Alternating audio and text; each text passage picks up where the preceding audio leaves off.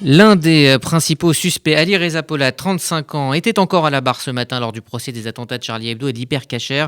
Interrogé par ses avocats cette fois, il est le seul accusé présent jugé pour complicité d'assassinat terroriste. Laurence Goldman, bonjour. Oui, bonjour Rudy. Alors avant de parler avec vous des débats, la question que tout le monde se pose ce matin au Palais de Justice, c'est de savoir si le procès pourra continuer si un confinement est annoncé ce soir. Oui, absolument. Et ce qu'on peut dire pour l'instant, c'est que le président de la Cour est favorable à la poursuite du procès. Régis de Jorna a plaidé en ce sens hier soir auprès de la chancellerie, mais rien n'est sûr pour l'instant.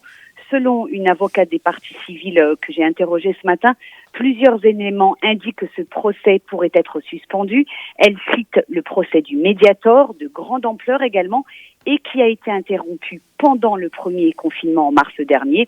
De plus, en France, la justice est publique.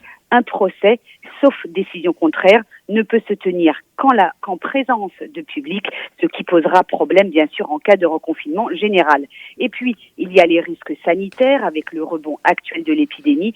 Les audiences se déroulent dans une salle fermée, difficile à aérer et qui peut donc très vite se transformer en cluster. Mais selon une autre avocate, le procès pourrait se poursuivre en dépit de la situation sanitaire, car, m'a-t-elle dit, certaines professions devraient pouvoir continuer à travailler.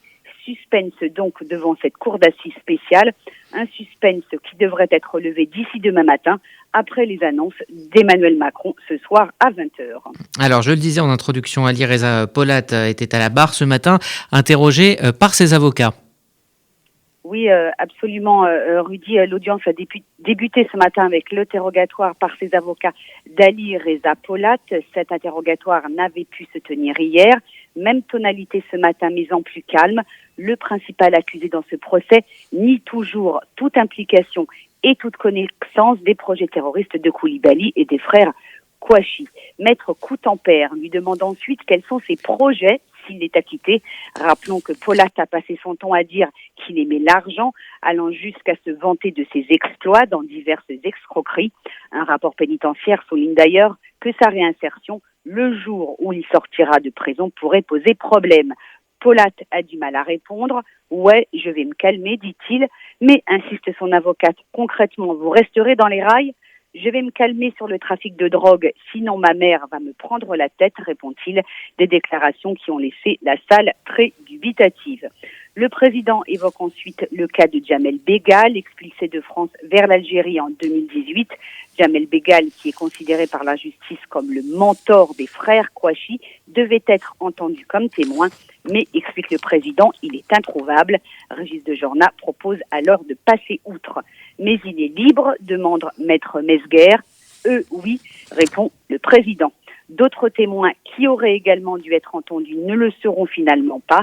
Le magistrat cite un certain Abdelaziz Saïd, proche de l'un des accusés, mais dont la mise en examen a fait l'objet d'un non-lieu. En ce moment, un autre témoin est interrogé en visioconférence devant cette cour d'assises. Alors Laurence, une confrontation entre les accusés était prévue initialement aujourd'hui, elle n'a pas eu lieu. Qu'en est-il ? Oui, elle était initialement prévue ce matin, mais cette confrontation entre les accusés n'aura finalement pas lieu. Le président de la Cour vient de répondre à une question posée par maître Corchia. Il estime qu'elle n'est pas nécessaire. Régis de Jorna qui a indiqué que les parties civiles pourraient à nouveau interroger les accusés, mais plus tard. Il faut dire que rien ne contraint le président à tenir cette séance, qui n'a rien d'obligatoire. Elle ne figure d'ailleurs pas au code de procédure pénale et dépend du pouvoir discrétionnaire du juge. C'était pourtant un moment très attendu, autant par les parties civiles que par les journalistes, mais qui aurait pu très vite tourner à la foire d'empoigne, vu le profil haut en couleur de certains des accusés. Cet après-midi, c'est le préfet Gilles Clavreul qui déposera à la barre, à la demande de la LICRA. Gilles Clavreul était en janvier 2015 le DILCRA, le délégué interministériel à la lutte contre le racisme et l'antisémitisme. Au Palais de justice de Paris, Laurence Goldman pour RCJ.